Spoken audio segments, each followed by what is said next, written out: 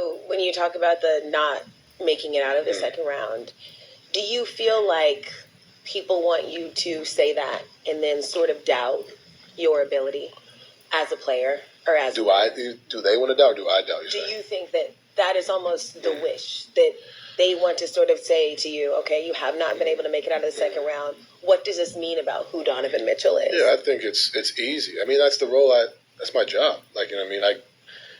I'm very blessed. I get paid a lot of money to play basketball, but what comes with that is the criticism of like, hey, can Donovan do it? Like, that's going to be the question because when we win, that's just how it works. So I think there's a world where people definitely are excited to see, you fail. I think that's just sports. I don't think that's just, I think it's life, but also sports.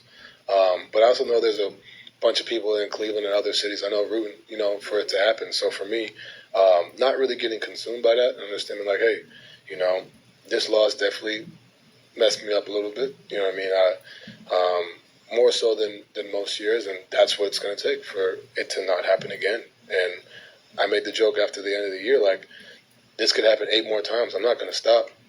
Like, you know what I mean? So, knock on wood. I mean, I'm not trying to have that happen 8 more years, but, like, understand that no matter what's said, no matter what questions are about me, I know who I am. You know what I mean? I know what I bring to a team. I know what I bring to a table, and I'm not really here to kind of worry about other people. People who play against me know who I am, and now it's just a matter of, hey, just got to find a way.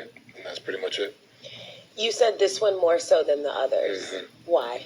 I think for me, because you look at the way the regular season went, you look at the way things were stacked up, I think for me,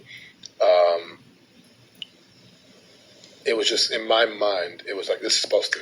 Like, and that everybody says, like, you want to make God laugh, tell him your plans. And, like, you know what I mean? Like, that was my plan. Like, all right, cool. 60 games, we on these win streaks. All right, cool.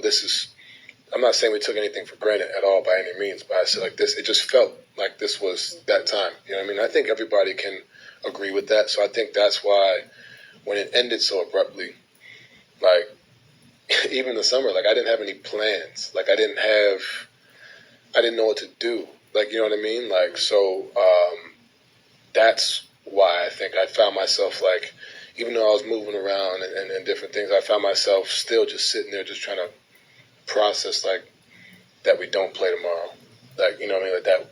And I was in Cleveland for about a week after, and usually after the season I fly out right after I go back home. I couldn't leave because it was just like there's no way, like, you know what I mean. And you know what I mean, and I think it's ultimately going to fuel me. You know what I mean. I'm at that point now where I've accepted it and now I'm using it, to work. But it's definitely one of those, especially when you have a year like that as a group, you're like, yeah, this is special.